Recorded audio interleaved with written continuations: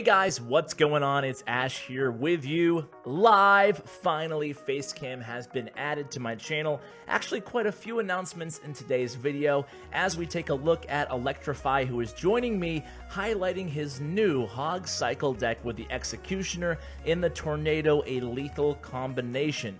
So what we're going to do in today's video is go over the strategy tips for this deck, especially the synergy between the Hog Rider, the Ice Golem on offense, and on defense, the Tornado and the Executioner.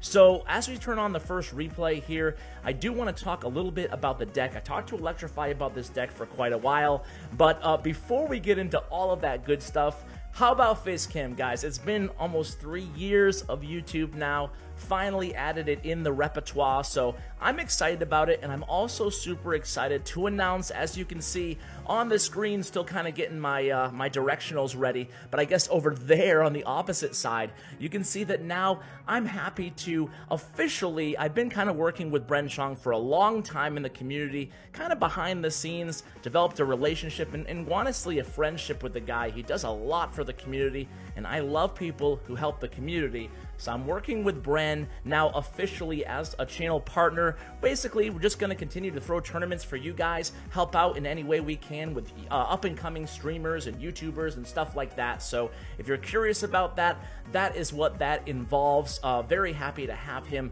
as kind of a partner in this whole Clash Royale community type thing. So let's actually get to the actual deck here. You can see the first replay here. Well, by the way, this is the defensive combo I was talking about right on the screen right now, grouping the troops together with the Tornado and then using the Executioner's attack to totally just decimate them. So let's kind of get into the strategy tips before we get too far ahead of ourselves. So Electrify won 6 grand challenges in a row with this 2.9 Hog Cycle deck. So the actual Hog Cycle, it's the same as it has always been, right? It's the Ice Golem with the Hog Rider, and that's going to be your main offensive push. We're also going to get into Electrify's common mistakes with this deck, so stay tuned for that. So this deck cycles so fast that you can just get your Hog and your Ice Golem before your opponent is able to get their counter back in their cycle, just like any Hog Cycle deck. So the offense of this deck is nothing new, it's nothing strange. You're going to be relying on your Hog Rider comboed with the Ice Golem, do a piggy push, get them to the tower, and that's the bread and butter. But what is the thing with Hog Cycle decks that always kind of leaves you a little bit vulnerable? It's basically against those strong beatdown decks. So when you're playing a Hog Cycle deck, the biggest problem is that you're vulnerable to those really big pushes. Now this deck has a few options to help mitigate that risk and to shut those big beatdown decks down, as you're going to see throughout these replays. Now the main crux of it, as I just kind of alluded to earlier, is using the Tornado to group up those troops and then just letting the Executioner cut them down. It's a great synergy between those two cards. Really, it belongs in almost every deck that the Executioner is in. You should consider adding the Tornado because both of them together, such a lethal combination.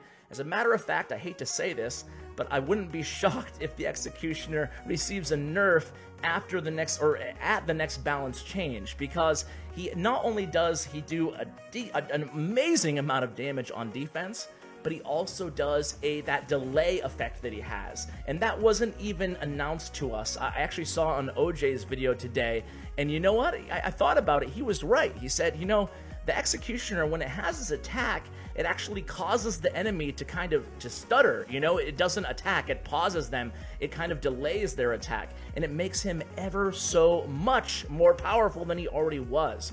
So that's why we love the Executioner right now, and honestly, the meta right now is unbelievable. It's so many possibilities, and the Hog decks are not dead. I've seen some people saying that Hog decks are dead or dying down in this meta, but that's definitely not the case. As a matter of fact, a really special video coming out tomorrow about a Hog deck that got to #1 global, but we'll save that for tomorrow. So let's go ahead and play the second replay here. And again, you're going to want to note how fast this deck cycles. It has the two, quintessential cycle cards, the Ice Golem, the Ice Spirit, and the Skeleton also has the Ice Golem. So a lot of cheapness around those, you know, the Hog Rider and of course the Fireball. The only cards that cost more than 4 elixir or more are the Hog Rider, the Fireball, and the Executioner. So a lot of cycle potential in this deck. Now, if you don't have the Tornado up in rotation, what do? How do you shut down those big pushes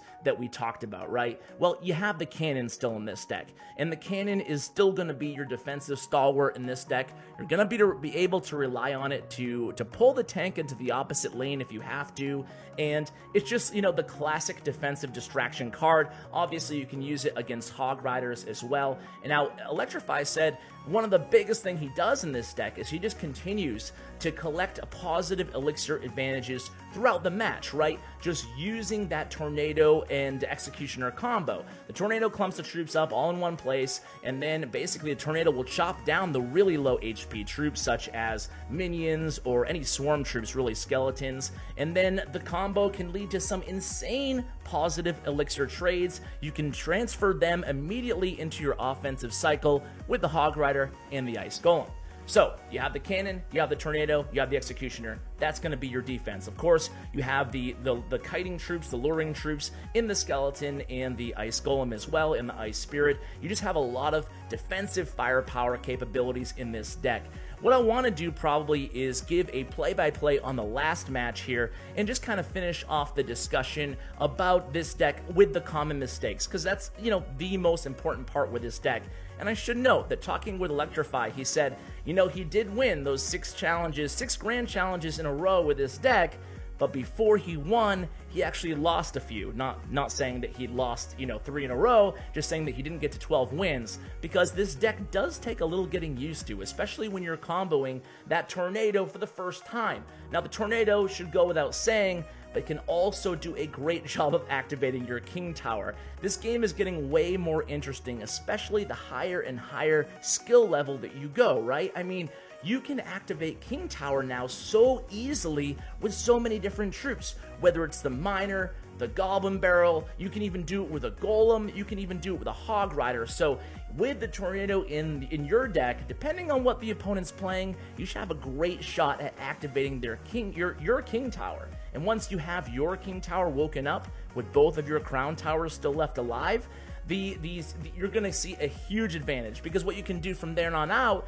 is you can pull troops into the center of your side of the arena, and then you'll have 3 towers firing at them, and that's even good for shutting down big beatdown pushes, even though normally a Crown Tower or a King Tower even doesn't do a ton of damage to a tank, but when you have 3 firing at them in the vortex of that Tornado, it can be a lethal combination. So common mistakes. Basically, Electrify said that he sees, you know, the usual common mistakes, being super aggressive with your Hog Rider when you shouldn't be, when you know the opponent has their counter in hand. Other than that, the Executioner should be your key defensive card in this deck, right? You shouldn't be doing big pushes, leaning on your Executioner. Rather, you should rely on your Executioner when you do get offense out of him. It should be after a successful defense, okay? You shouldn't be putting the Executioner behind your King Tower and then, you know, putting the Ice Golem in front of him and trying to mount a big Executioner push. Rather, you should be leaning on the Executioner defensively with that Tornado combo that we talked about, you know, the whole video, and then you can go ahead and mount that offensive push. That's where the magic happens, when you have the Executioner who survived on defense, and then he joins the Hog Rider and the Ice Golem in the lane, and that's going to be very difficult, especially with a predictive Fireball in there. It's going to be very difficult to counter. So let's go ahead and watch how Electrify handles this deck here that he's going up against. Another interesting, kind of popular in vogue deck here with the Executioner, Musketeer, Miner, Rocket, kind of a control-y deck. It's really awesome to see that Miner control is back and viable in the game. And as we do say this, I do have to give a huge shout out to Powerbang, who made this overlay for me and helped me kind of set up all this stuff, because I'm a bit of a Luddite. So really huge shout out to Powerbang Gaming. I'll include his channel link if you like Clash of Clans. I know some of you came from Clash of Clans. Definitely want to check him out. Powerbang, really good friend of mine, and helped me with all this. So if you like the artwork, if If you like any of this stuff, be sure to give him a shout out. So here we go. Offensively, you know, right now both players kind of feeling out the other player. Electrify just going to go ahead and send in the Executioner versus the other Executioner, and now he's going to prepare for a little push coming from the opponent Tommy, but he's going to rely on that Fireball to shut things right down. Electrify did have a little bit of an elixir advantage there, but he's going to go ahead, and at this point it's still even in the match here. So he's going to want to get something going offensively, but Electrify is one of those really, really good players. I mean, you saw how many challenge cards he has. It's insane, right? So what he wants to do is learn what the opponent's counters are first in the first minute of the match, and then start, you know, going really aggressively offensively. And he said this is a rather aggressive deck, so it's not like you're going to be playing passively the entire match, but he knows now that the opponent has the Bowler and the opponent has the Furnace, two cards that are going to be able to cancel out or to counter his Hog Rider. So all he has to worry about is playing defense, which he's doing very, very well up until this point, shutting down that Musketeer with the Ice Spirit. Nice, easy shutdown, not allowing the Musketeer to get more than one hit against that Crown Tower. So now all he's going to do is reload, cycle back to the Hog Rider. He's already started in the right lane. He's going to continue going after the right lane here. Now he has a Tornado in hand. Rarely does he use the Tornado offensively, right? I mean, Tornado is such a beast card defensively, especially when paired with the Executioner, so there's really going to be no need to use it offensively. He has the Fireball to use predictively there, so he's not using the Tornado offensively. You can see there, despite the Tornado, kind of a bad placement there by his opponent, wasn't able to get Electrify to activate the King Tower. Rather, Electrify, as you can see, activates his own King Tower, pulling that Miner. So guys, once you know that the opponent has the Tornado, don't use the Miner anywhere near, you know, you guys probably know the sweet spot where to put the Miner if you know your opponent has the Tornado. You do not want your King Tower activated. So here's the predictive Fireball taking down that Furnace after one hit from the Hog. Again, Hog Rider just narrowly gets one hit off on that tower, and you know, more importantly to point out at this point is look at this. Look how much damage is done off Electrify's towers.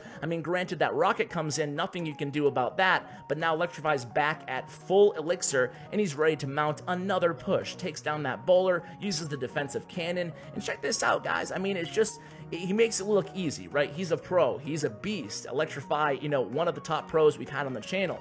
He waits, patient with that Fireball. Didn't get the hit on that tower there with the Hog Rider, but look at his elixir. He was already full again, uses an Executioner on defense again, and here comes the rocket at him. Rocket Miner combo, that did a decent amount of damage, but now the opponent has unleashed all of his elixir, and this is that lethal combination we were talking about here. Here's the Executioner, the Ice Golem, and the Hog Rider in the right lane, finally, barely getting that Bowler down, and 457 HP remaining on that right tower. So now all he has to do is continue playing offense and just stomping this Miner. That was a great distraction play on those skeletons from that Miner, and here it comes again. Here's the push. At this point, 362 HP on that right tower for Tommy.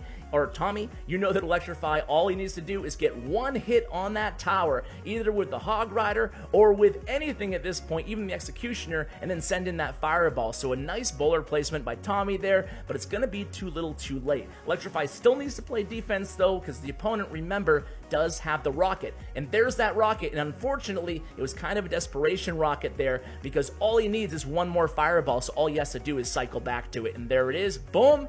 Fireball down, Electrify wins. This deck is fun. I know you guys like fast, speedy decks, so enjoy it, guys. Thank you so much to Electrify. Thank you so much to Powerbang. Powerbang, beautiful job, man. I hope you guys like Facecam again. Not going to be every single video, just going to be a few times a week, just to hang out with you guys, be a little bit more personable, and, you know, just have some fun and, you know, interact. So, something I thought I was missing in these first few years of YouTube. Hope you guys enjoy it. Hope it's not too distracting. Any you know, on the videos that we get super technical, probably those will be the videos that I don't do it on. So if you have any suggestions, any feedback, let me know. Again, be sure to check out Bren Shong on Twitter, on Instagram. I'll include all that stuff. Tell him hi. Let me know if you guys like the whole partnership idea. I'm super stoked about it.